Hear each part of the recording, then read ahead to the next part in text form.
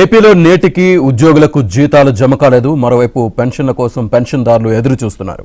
కేవలం న్యాయశాఖ, పోలీస్, సచివాలయ ఉద్యోగులకు మాత్రమే వేతనాలు అందాయి.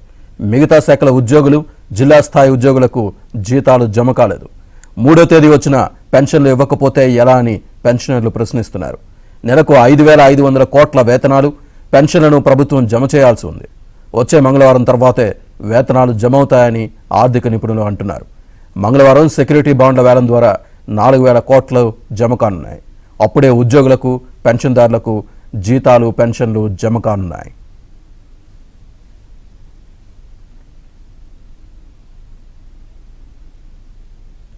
ఇదే అంశానికి సంబంధించి పూర్తి డీటెయిల్స్ మా ఏపీ బ్యూరో చీఫ్ రామారావు అందిస్తారు. రామారావు. శ్రీనివాస్, ఏపీలో ఉద్యోగులకి, పెన్షనర్లకి నేటి వరకు జీతాలు, పెన్షన్లు అందలేదు.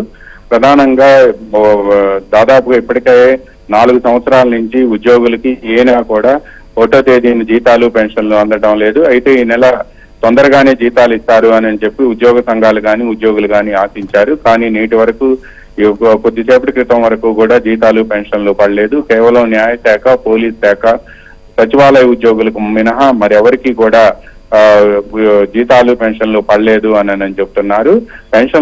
పెన్షన్దారులు మాత్రం తీవ్రంగా అల్లాడిపోతున్నారు. వృద్ధాప్యంలో ఆరోగ్య అవసరాలతో పాటు ఇతర కుటుంబ అవసరాలకు కూడా పెన్షన్లు 1వ తేదీనే వేయాల్సి ఉందని, కానీ ప్రతి నెల కూడా 10వ తేదీ వరకు కూడా పెన్షన్లు వేయడం లేదు అని చెప్తున్నారు. ఇక ఉద్యోగుల్లో ఉపాధ్యాయులకు మాత్రం ఎప్పుడు కూడా దాదాపుగా 1 సంవత్సరంన్నర నుంచి 10వ తేదీ తర్వాత మాత్రమే వేతనాలు అందుతున్నాయి. పెన్షన్దారులకు కూడా అదే పరిస్థితి ఎదురవుతుంది. ప్రతి నెల కూడా ఉద్యోగులకు వేతనాలు, పెన్షన్ల రూపంలో 5,500 కోట్ల రూపాయలు అవసరం అవుతాయి. ఈ మొత్తం కూడా ఖజానాలో లేకపోవడంతో రాష్ట్ర ప్రభుత్వం అప్పుల మీద ఆధారపడుతూ వచ్చింది. ప్రధానంగా రాష్ట్ర ప్రభుత్వం నిన్న రిజర్వ్ బ్యాంకుకు 4,000 కోట్ల రూపాయలకు FRBM కింద ఇండెంట్ పెట్టింది.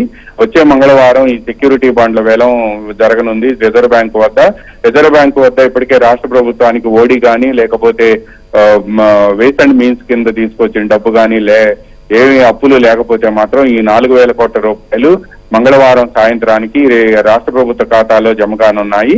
ఆ డబ్బులు పడితేనే రాష్ట్రంలో ఉద్యోగులకి, పెన్షనర్లకి తిరిగి పెన్షన్లు, జీతాలు వచ్చే అవకాశం ఉంది అని చెప్పి ఆర్థిక నిపుణులు చెబుతున్నారు. అప్పటి వరకు కూడా ఉద్యోగులు, పెన్షన్లు వెయిట్ చేయాల్సి ఉంటుంది అని కూడా వాళ్ళు చెబుతున్నారు. Srinivas. Right, thank you very much Ramarao.